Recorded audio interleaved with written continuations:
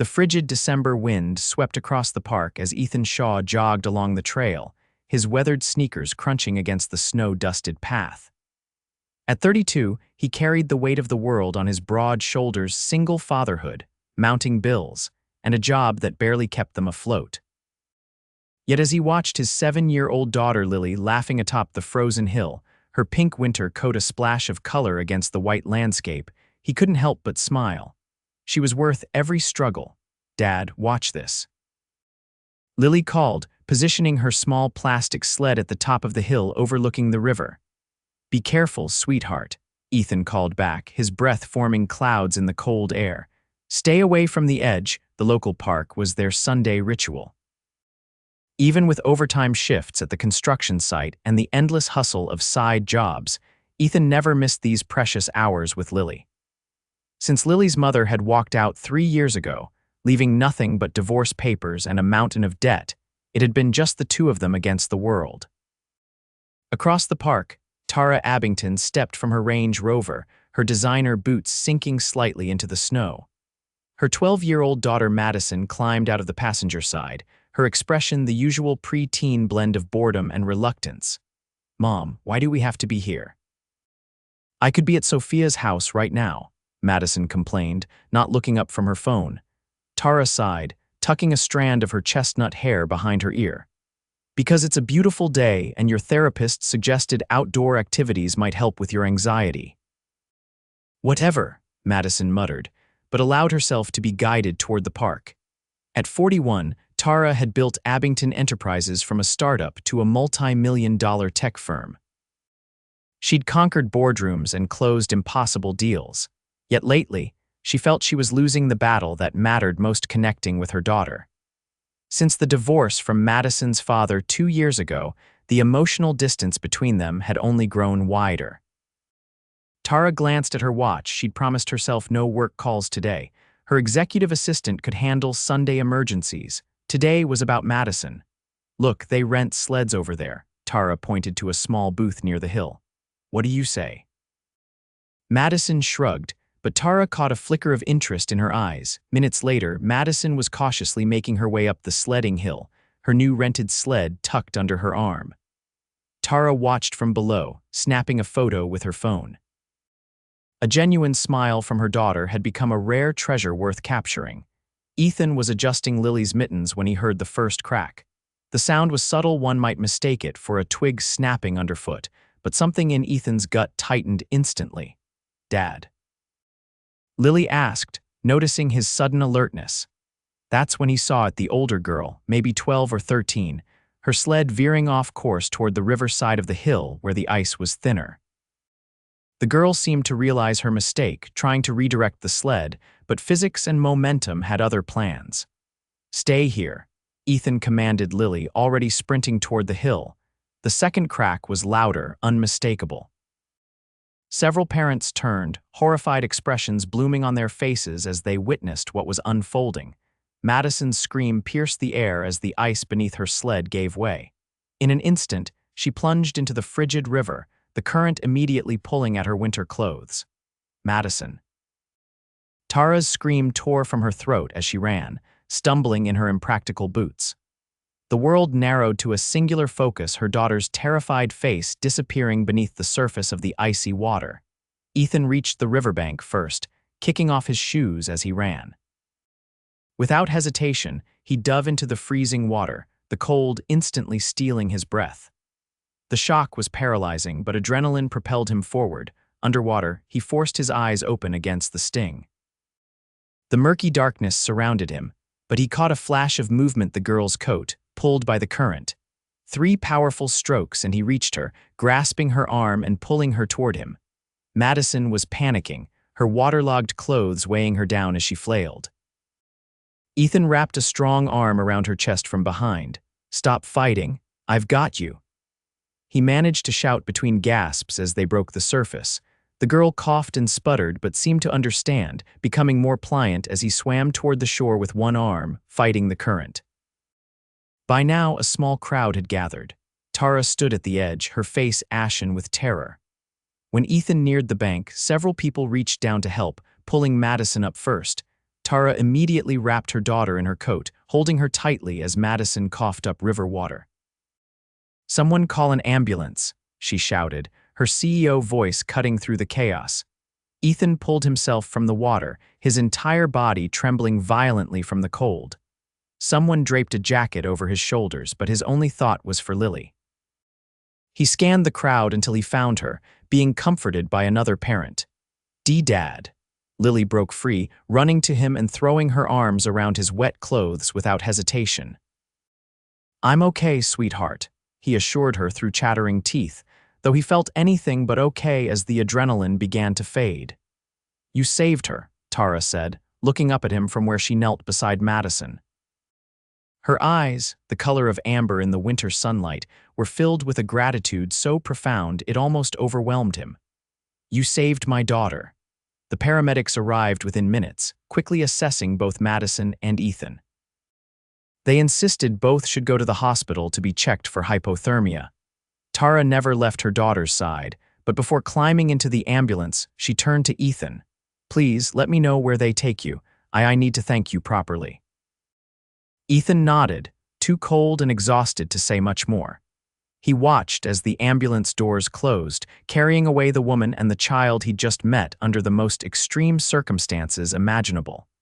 "Is that girl going to be okay, Dad?" Lily asked, her small hand clutching his as they waited for their turn with the paramedics. Ethan squeezed her hand gently. "I think so, honey. I really think so." The hospital discharged Ethan after 4 hours of observation. Once his body temperature normalized, and the doctors were satisfied he hadn't suffered any lasting effects from his icy plunge. Lily had stayed with him the entire time, coloring in a book a kind nurse had provided while occasionally checking if he was still alive, which both amused and touched the hospital staff. As they prepared to leave, a nurse approached with a note.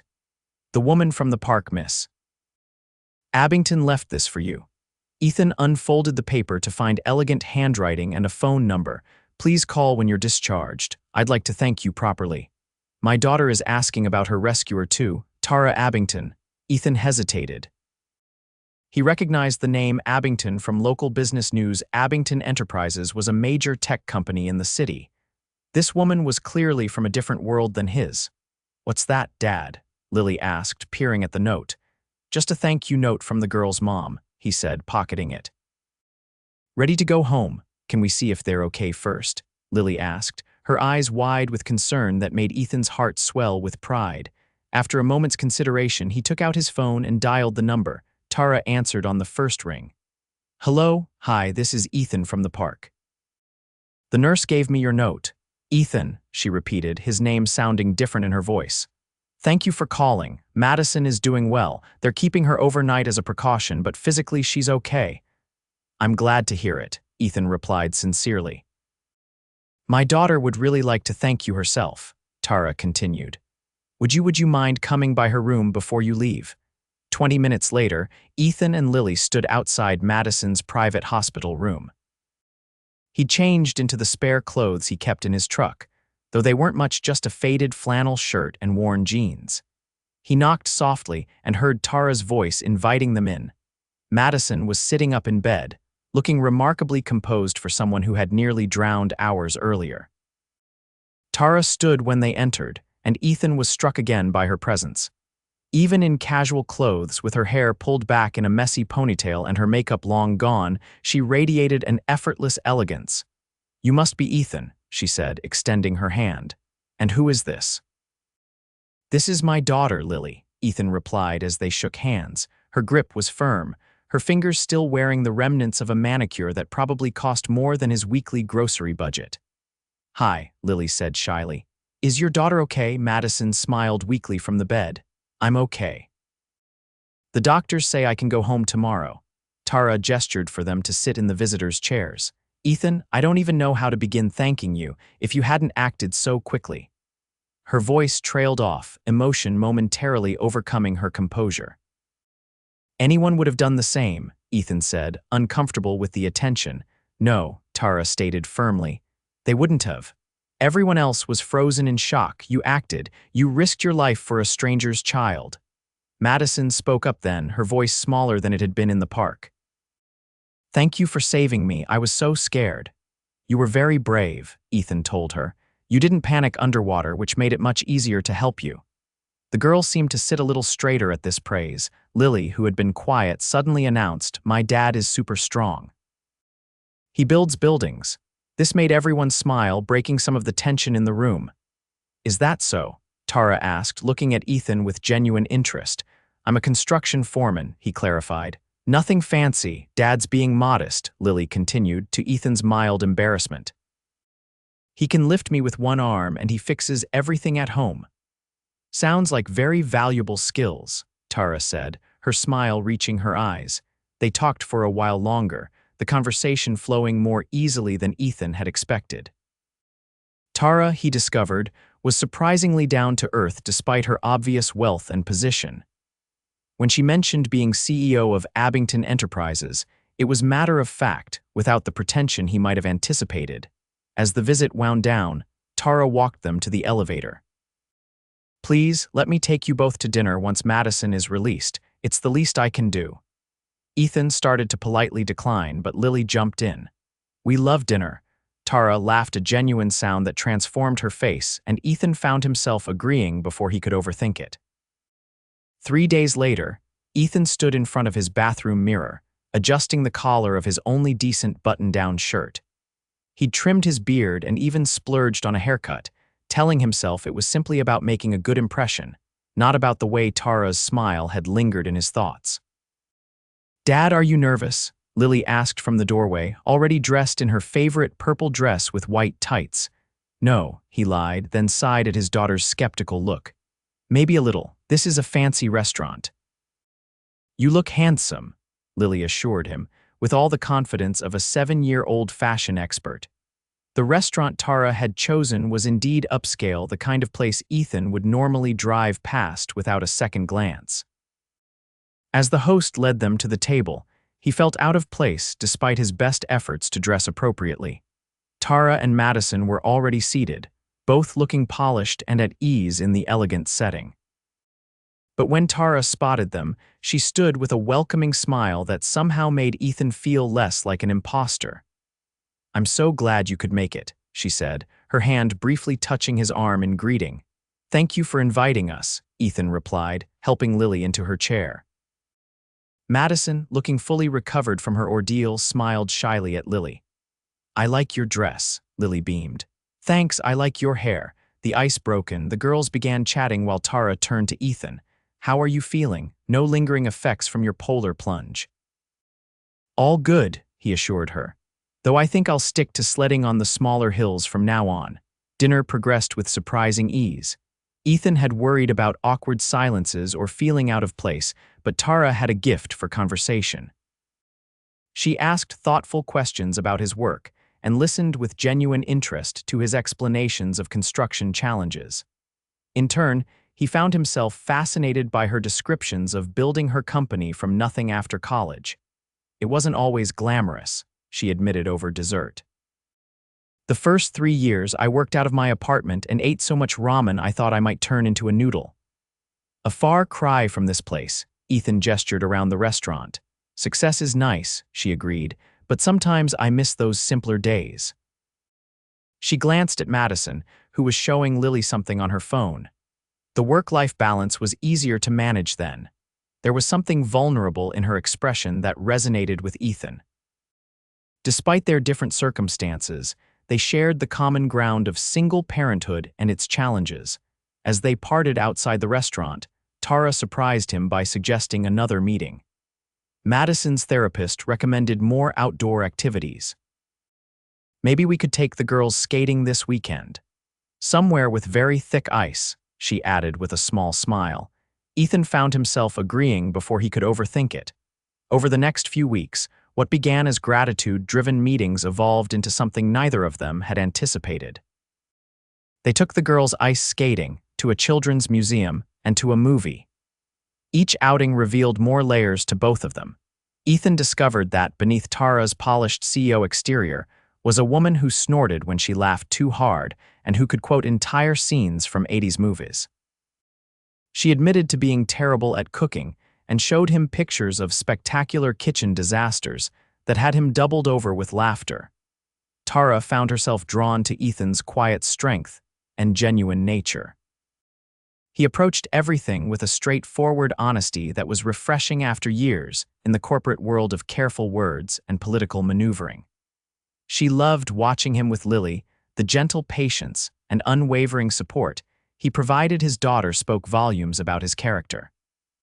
Most surprisingly, Madison and Lily formed a fast friendship despite their age difference. Madison took on a protective older sister role that seemed to fulfill something missing in her life, while Lily adored having an older girl's attention. One evening in late January, after the girls had convinced them to go sledding again, on a much safer hill with no water nearby, Tara invited Ethan and Lily back to her home for hot chocolate. Ethan hesitated at first. He deliberately avoided seeing where Tara lived, knowing it would only emphasize the differences in their circumstances. But the girls were already excitedly making plans, and he found he couldn't disappoint them. Tara's house was exactly as he'd imagined a modern, architecturally designed home in the city's most exclusive neighborhood. Yet once inside, he was surprised to find it felt lived in and comfortable. Family photos lined the walls, books were stacked on coffee tables, and a half-finished puzzle dominated the dining room table.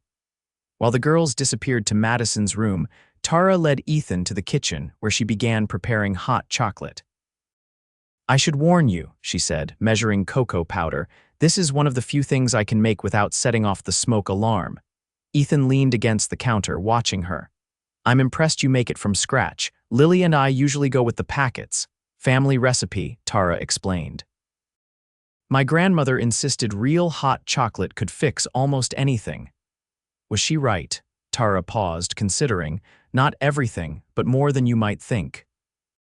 There was something intimate about standing in her kitchen, the snow falling outside the windows, the distant sound of their daughter's laughter floating down the hallway. Ethan felt a dangerous sense of belonging settling over him, dangerous, because he couldn't afford to forget the reality of their situations. "You're thinking very loudly over there," Tara commented, glancing at him as she stirred the chocolate mixture. Ethan smiled ruefully. "Just wondering what your board of directors would think if they could see you now, making hot chocolate for a construction worker." Tara set down her spoon and turned to face him fully. "Is that how you see yourself, just a construction worker?" "It's what I do," he said with a shrug. "No, it's one part of who you are," she corrected gently. "You're also a father, a river diving hero, and the man who's made me laugh more in the past month than I have in the past year." The sincerity in her voice caught him off guard. Before he could respond, she continued. "And for the record, my board of directors doesn't dictate who I spend my time with. That's one benefit of building the company myself. I answer to the shareholders about business decisions, not personal ones." Ethan nodded, but the doubt must have shown on his face because Tara stepped closer, her expression serious. "Ethan, I've spent my entire adult life in rooms where people judge each other based on job titles and bank accounts. It's exhausting and ultimately meaningless. The man who jumped into a frozen river to save my daughter. That tells me everything important I need to know about your character."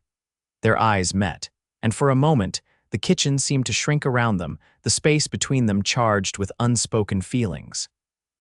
The sound of the girls racing down the hallway broke the moment. Tara turned back to the stove, a flush coloring her cheeks as Ethan cleared his throat. That night, after tucking an exhausted Lily into bed, Ethan sat on his worn couch staring at his phone.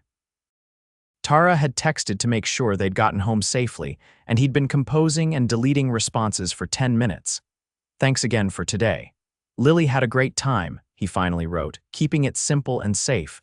Tara's response came quickly, "We did too. Madison is already planning our next adventure. Fair warning, it involves ice cream and apparently a lot of sprinkles." Ethan smiled, then took a deep breath and typed, "I'd like to see you sometime, just us." The 3 dots appeared, disappeared, then appeared again. His heart hammered as he waited. "I was hoping you'd say that. Tomorrow lunch, there's a little cafe near your job site." Just like that, everything shifted. Their lunch the next day stretched to nearly 2 hours, both of them reluctant to return to work. Tara listened attentively as Ethan shared stories about growing up with a single mother, working construction jobs since high school to help with bills, and his brief marriage to Lily's mother. "We were too young," he explained. "I thought love would be enough, but we wanted different things. She wanted a different life than I could provide. And since then," Tara asked carefully, "raising Lily has been my focus," he said simply. "Dating seemed complicated." Tara nodded in understanding. "After my divorce, I threw myself into work. It was easier than admitting how lonely I felt, even before we separated. Success is a convenient distraction." Over the following weeks, they carved out time for themselves between work responsibilities and parenting duties. Coffee before Ethan's shifts, lunch breaks when Tara could escape the office, and occasional evenings when both girls had activities or sleepovers. Ethan discovered a new side of himself during these encounters, someone who could make a brilliant, successful woman laugh until tears streamed down her face, someone whose opinions she valued and sought out. For her part, Tara found in Ethan a grounding presence, a man who saw beyond her title and wealth to the woman beneath. Their first kiss happened on a rainy Tuesday evening. Madison was at a friend's house working on a school project, and Lily was at her monthly Girl Scouts meeting. Tara had invited Ethan over to help assess a persistent leak in her kitchen ceiling. He stood on a stepladder, examining the water stain while Tara held a flashlight for him. "Looks like it's coming from the upstairs bathroom," he determined. "Probably the seal around the shower needs replacing." "It's a simple fix." "My hero again," she said, only half joking. Ethan climbed down from the ladder, suddenly aware of how close they were standing. "Hardly heroic, basic home maintenance. You'd be surprised how many men I've dated who couldn't even change a light bulb," Tara said, setting the flashlight on the counter but not stepping away. "Their loss," Ethan murmured. "They missed out on seeing you in the glow of a properly functioning light fixture." Tara laughed softly, her eyes never leaving his. "Is that your idea of romantic talk, Mr. Shaw? I'm a bit out of practice," he admitted. "You're doing just fine," she whispered, and then she was rising on her toes, her hand resting lightly on his chest as their lips met. The kiss was gentle at first, tentative, but quickly deepened as months of growing feelings found their expression. Ethan's arms circled her waist, drawing her closer as Tara's fingers threaded through his hair. When they finally parted, both slightly breathless, Tara smiled. "Definitely not out of practice." Spring arrived, bringing with it warmer days and a relationship that had blossomed despite the odds. The girls had adjusted to their parents' relationship with remarkable ease. Madison had told her therapist it was actually kind of cool to see her mother happy, while Lily had simply asked if this meant she could have sleepovers at Madison's awesome room more often. Not everything was smooth sailing. There were occasional uncomfortable moments when Ethan encountered Tara's wealthy friends or business associates. Some made little effort to hide their surprise at her choice of partner. But Tara never wavered, her hand firmly clasped in his, her introduction always the same. "This is Ethan, the man I've been telling you about." For her part, Tara had to adjust to Ethan's fiercely independent nature. He refused to let her pay when they went out together, and was initially reluctant to accept even small gifts. It took time for him to understand that her generosity wasn't charity or an attempt to highlight their financial differences. It was simply how she expressed affection. One sunny April afternoon, nearly 4 months after the river incident, Ethan was overseeing concrete pouring at his job site when he received an unexpected call from Tara's assistant.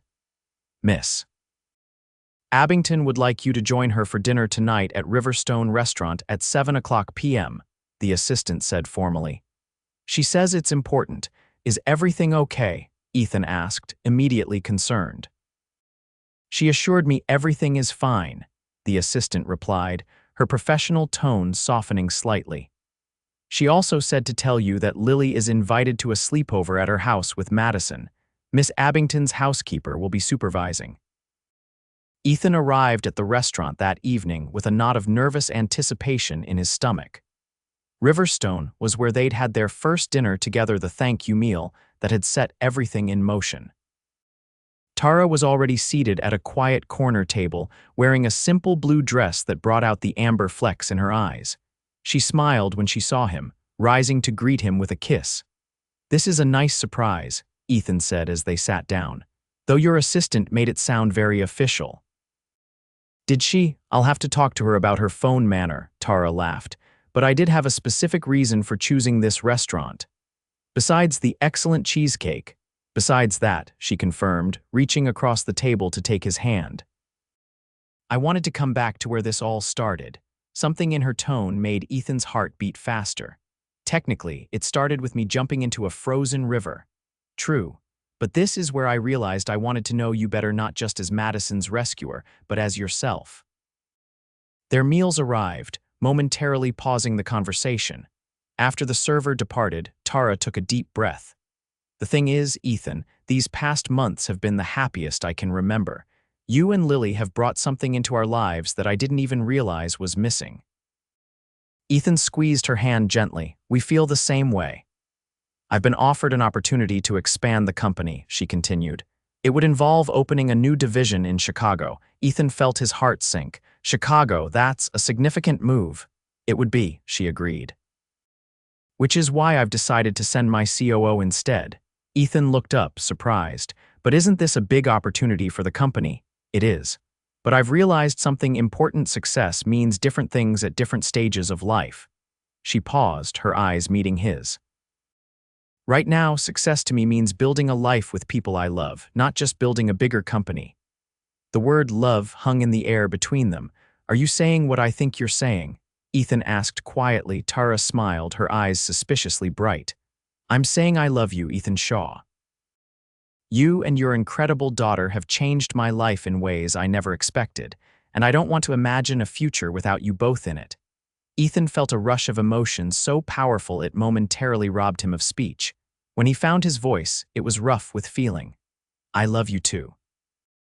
I think I have since that day in the hospital when you didn't treat me like some hero, but just like a person worth knowing." "You are worth knowing," she said firmly. "Better than anyone I've ever met." Later that night, as they walked along the riverfront park where their story had begun, Ethan stopped beneath a streetlight and turned to Tara. "I don't have a ring yet," he said, his voice low and serious. "And I know this might seem fast to some people, but when you know, you know." Tara's eyes widened as he took both her hands in his. "I never thought I'd find someone who fits into my life, into Lily's life, the way you and Madison do. I don't want to wait to start our future together. Tara Abington, will you marry me?" Tears spilled onto her cheeks as she nodded. "Yes," she whispered. "Absolutely yes." 1 year later, Ethan stood on the back deck of their new home, a compromise property that was neither as modest as his former house nor as grand as Tara's had been. The river flowed peacefully at the bottom of their sloped yard, tamed by summer heat to a gentle current.